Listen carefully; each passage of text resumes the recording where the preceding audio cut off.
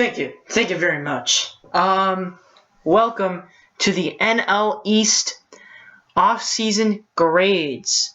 So, obviously, we know the NL East. Not the best division, highlighted by the New York Mets, who went to the World Series last season. Didn't quite end the way they wanted it to, but obviously a great pitching staff. I'm rocking the Mets shirt right now. I am a Mets fan, but I am not biased at all. Yeah. As you can see, guys, if you've been watching my other videos, I had that stupid filter. I replaced it with this stupid filter. So, get with the times. So we're going to start out with last year's 5th place team, your Philadelphia Phillies. The Phillies had an interesting offseason, and they came off a dreadful season. There's no doubt about that. But they added a lot of young prospects to move forward in the future. Obviously, they fired their GM last season. And their additions are highlighted by the trade for Jeremy Hellickson, starting pitcher. Didn't have that much success on the Arizona Diamondbacks, but still, relatively young. He's got okay potential and stuff. And I think it's a good addition to a rotation that was just not good until the end of last season when they added Aaron Nola and Jared Eichhoff from the minor leagues. You coincide that with Hellickson, and this isn't going to be a good rotation. This is not going to be a good team. But they're going to have a better rotation than last season, and it could be, it could be interesting. So I really like that move. They got Peter Bourjos from free agency, actually waivers, cleared off waivers from the Cards. And, that's a decent move. Nice veteran presence in the outfield. Adds a little depth to the team that they need. Maybe he can mentor Odubel Herrera a little bit. And Charlie Morton, another pitcher, veteran that they got in a trade from the Pirates. I really do like that move. Another guy, he hasn't had a ton of success, but he can mentor Aaron Nola and Jared Eichhoff a bit. It's definitely going to be a more competitive team, I think. Still around a 70-win team because I don't think they quite have the talent yet. But, looking at the starting rotation, it's not an embarrassment. And obviously, their biggest trade of the offseason, they sent Ken Giles, Jonathan Aruz to the Houston Astros, and they got a plethora of prospects in return, highlighted by Mark Appel, Vincent Velasquez, Thomas Esselman, and probably the most widely known, Brett Oberholzer. None of them are really widely known, but they're all okay prospects. And again, looking towards the future, overall, this team made a couple good moves. They got a few good pitchers. I didn't mention Yoervis Medina, who they got from the Pirates. I'm sorry if I'm not pronouncing their names correctly. I don't really know much about them either. But they got some mid-level prospects. They added some decent veteran arms. And I would give them about a B- for their offseason. They're not going to contend, but they stuck by what they wanted to do in this offseason, which was to add the team a little something to be excited about, and they didn't want to go into this season with an embarrassment of a team like they did last season, and I don't think they're an embarrassment. They have Maikel Franco, Odubel Herrera, and hopefully, best case scenario for this team, 75 to 80 wins. Maybe not 80, but 75. They have an okay rotation. We'll see that the bullpen's not looking good at all, but overall, I think they did a decent job. Moving on to the Atlanta Braves. The Braves, they were very active during the offseason, and they did some really, really cool things.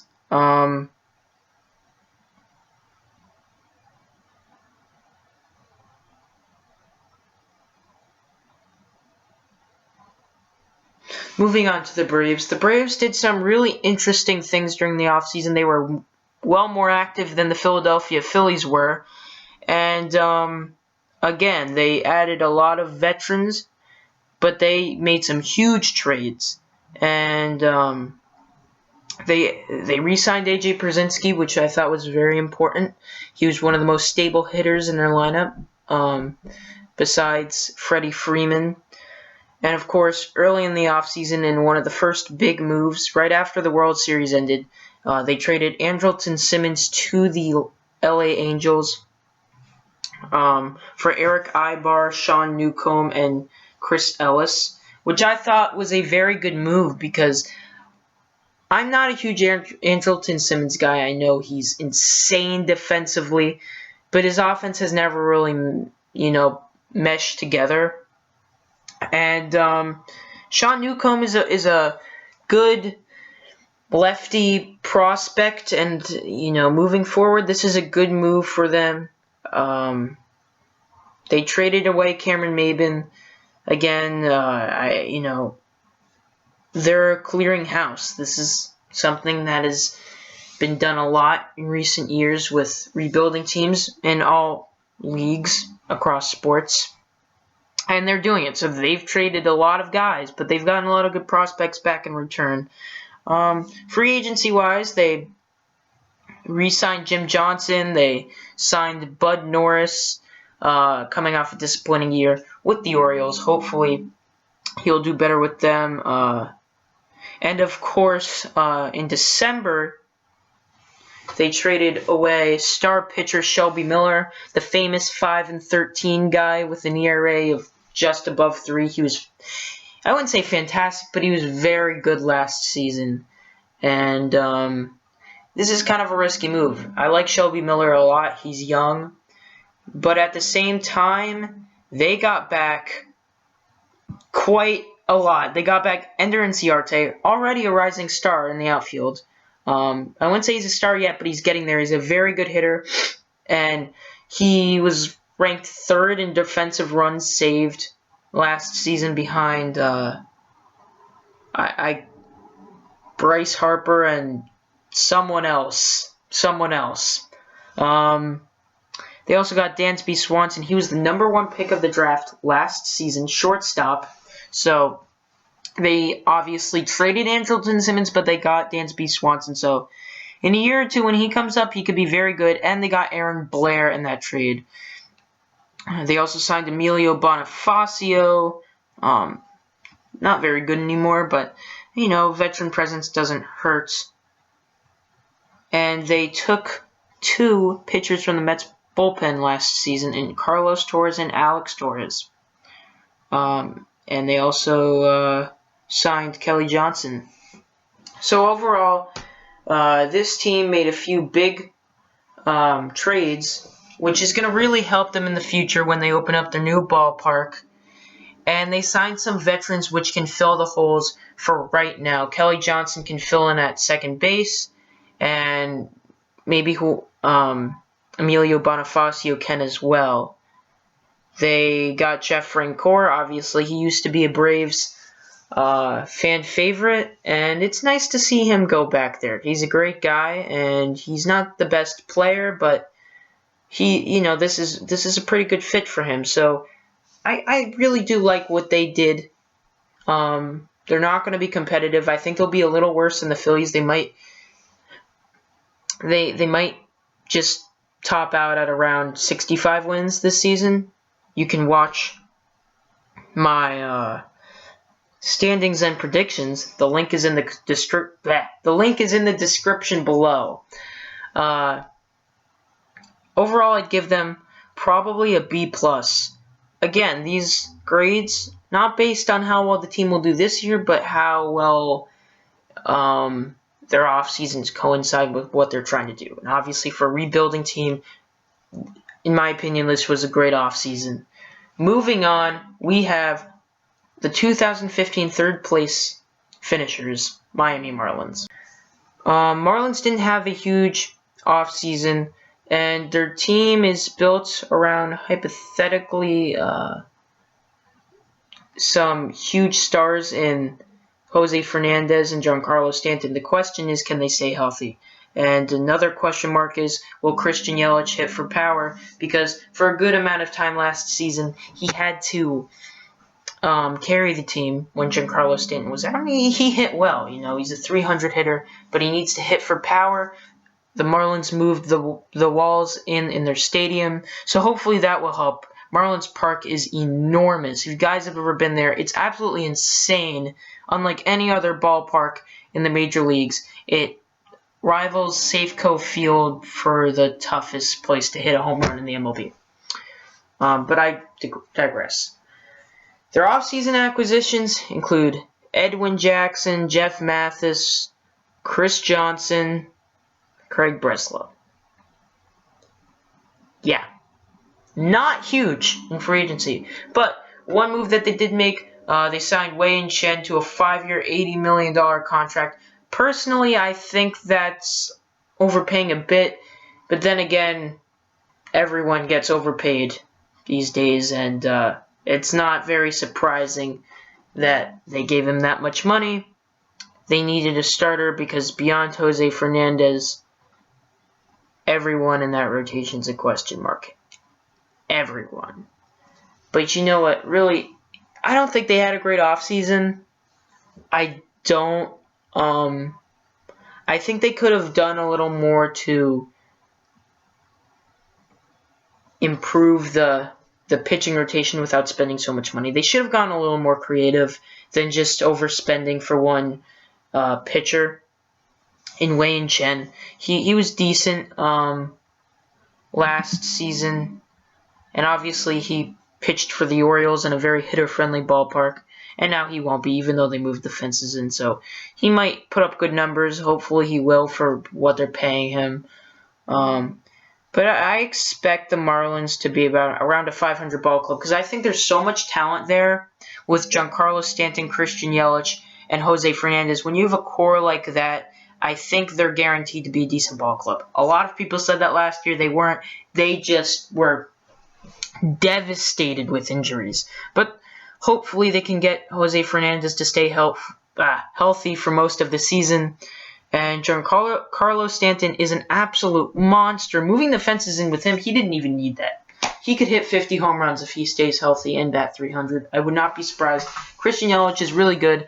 D. Gordon, they re-signed him. That was a good move.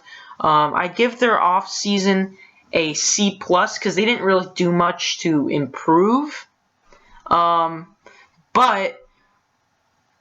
they didn't get any worse, in my opinion. And, hopefully for them, they'll try to stay healthy and get more consistent pitching this season. Moving on, we have 2015's second-place finisher, Washington Nationals.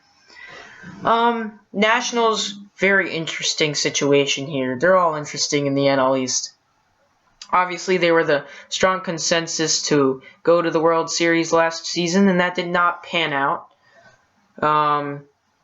Mainly due to injury and some disappointing seasons. Bryce Harper played out of his mind, and that's really the most interesting thing about it. They got such an insane year from Bryce Harper, yet they won 83 games. If you said that Bryce Harper would win MVP and put up the stats he did last season before the season started, I mean, anyone would tell you, okay, Nationals are definitely going all the way. That didn't happen.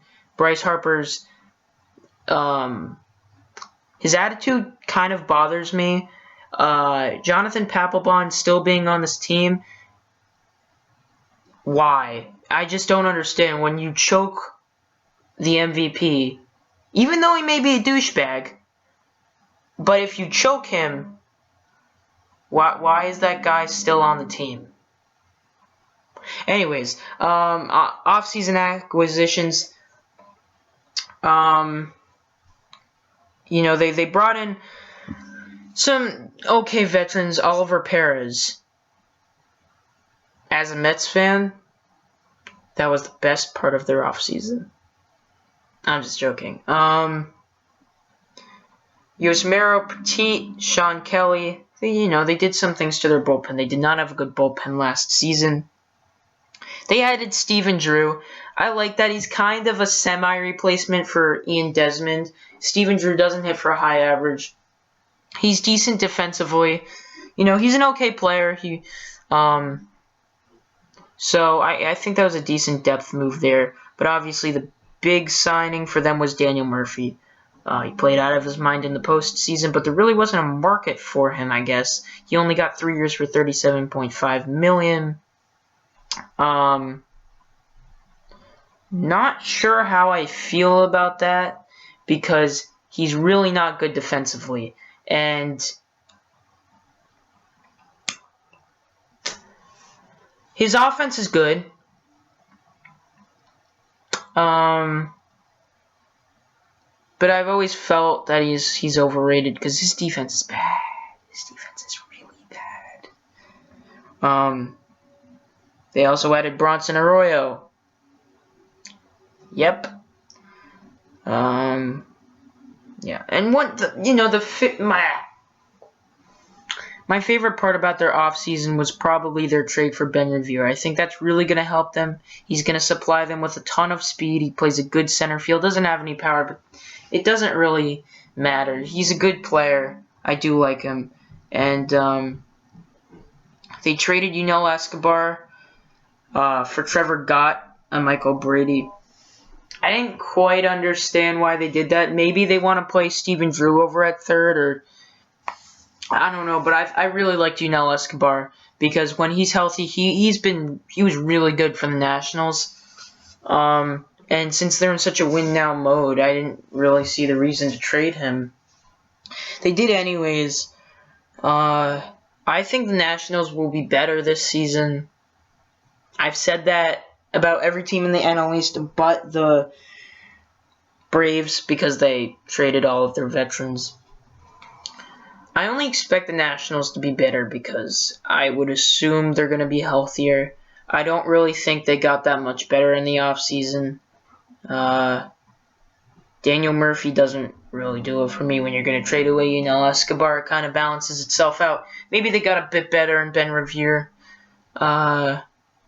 Definitely with Jason Worth still being a huge question mark because he's old and banged up a lot these days. That was a good move. I would give their offseason grade a C because they have the potential to be a championship team. But that window is closing, and this was a big offseason for them to make a splash so that they can retake the NL East. It would take a lot for them to overcome the Mets because of the Mets pitching. Gio Gonzalez gets worse every year. He's not going to be good this season. Steven Strasburg, if he can stay healthy, the Nationals can make a run for the title of the NL East, but that's not going to happen. I see this as a wild card team. I still think they have a decent pitching rotation. Didn't do enough in the offseason to get it done. And of course, now we have the one and only New York Mets, first place, NL East 2015, and also NL champions. I just tell you right off the bat, I don't even need to think about this too much. I think that we had a really good offseason. I know coming from a Mets fan, of course we did. But I do think we did. Our big acquisitions included, we traded Jonathan Neese, a guy who I never really liked because he's a mediocre pitcher and he always blames the team for all of his failure. And that's exactly what he did after his first spring training outing with the Pirates. He said something like, I can't control the stuff that happens in the field. Some BS like that. The guy's a moron. I always didn't like him. Yeah. Also, they re-signed Yoenis Cespedes. Obviously, that's huge. There was no market for Yoenis Cespedes. And most likely, this is a one-and-done thing again. But if the Mets win a World Series, I'm fine with it. Mets have some good prospects coming up in the outfield, like Brandon Nimmo and obviously Conforto. Lagares hopefully will get back to hitting 280 because hopefully he'll be better defensively. He was injured with his shoulder last season, but played through it and wasn't as good. The thing that worries me with this team is defense, because with re-signing Cespedes is okay in center field. Everyone acts like he's terrible. He's not. Okay, I get it, he was playing soccer during the World Series, but if you're a Mets fan and you watched all of their games during the regular season, you saw those last 40 games where he played, he wasn't that bad in center field. Trust me, he was not. He was injured in the postseason. He's okay in center field. He's not good. He's not terrible. The infield is still kind of a concern because you have David Wright, spinal stenosis, and that's also where I really like this whole Neil Walker thing and this whole Asdrubal Cabrera thing, because you still have Wilmer Flores. They just released Ruben Tejada. I'm not in love with that idea, but they have Eric Campbell. He's, bench player. So they have a lot of depth, a lot of wiggle room in case something happens with Wright where he can't play, which is going to happen because he's spinal stenosis. So in the field, not good defensively, but as long as they can stay healthy. The Mets had the most games of DL, of disabled list players. Like, all of the games for the players combined equaled the highest amount of games on the DL of any team. Do you understand what I'm saying? Like, most total games of DL for their players. Yeah, so everyone says, oh, the Nationals had a huge problem with injuries. They did, but the Mets were arguably worse. And their pitching rotation goes without saying. It's unbelievable. Jacob deGrom is a beast. He got a little tired out in September last season. Kind of worries me, but not too much. They got Matt Harvey, first full season after Tommy John. He's going to be better. He's going to be a Cy Young candidate, and I think he's going to be just absolutely fantastic. I think he gets forgotten a little bit, just for how good he is. Because he wasn't quite as good last year, despite winning Comeback Player of the Year. You have Syndergaard. He had a really good rookie year. Did well in the playoffs. I need to see how he does this season, though. Hitters are gonna adjust to his game. But he has outstanding stuff. And then you have Steven Matz. Only had a few starts in the regular season, was okay in the playoffs. So I still have to wait and see on him, but I think he has great stuff, and if he can stay healthy, I think he'll win Rookie of the Year. I think he's that good. And they get Zach Wheeler back in July. Bartolo's okay. His at-bats are fun. He'll do the job. He'll give you a 4 ERA, but that's only because he's either great or terrible. 2/3 of the time he's great, and then when he's not great, he's going to give up 8 runs. That's why he has an ERA of 4 every year. But he's really a good pitcher. And bullpen-wise, they got a little better. They got rid of Tyler Clippard. Tyler Clippard was just not good for them at all last season. I would not have made that trade going back in time. They retained Addison Reed. They still have Familia, who is insane. Hopefully he can do what he did last season. He's a great closer.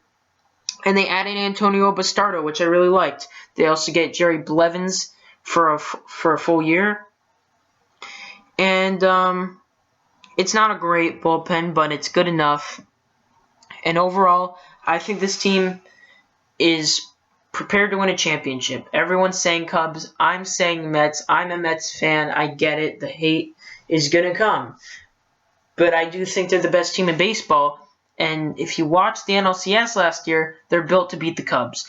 The Royals are built to beat the Mets. Hopefully the Royals won't be in the World Series again. And I don't think they will. I think the Mets are the world champions this season, and I would give them probably a B in their offseason. I think they could have done a little more with the bullpen. They really didn't need to do that much. B plus. A minus. What would it have taken? Again, probably just a little more with the bullpen. Darren O'Day would have probably put them in the A range. But Bastardo's fine. And I think their pitching should be good enough to not have to worry too much about the bullpen. Their pitching is going to be outstanding. And so there you have it. NL East grades off-season review. I hope you enjoyed.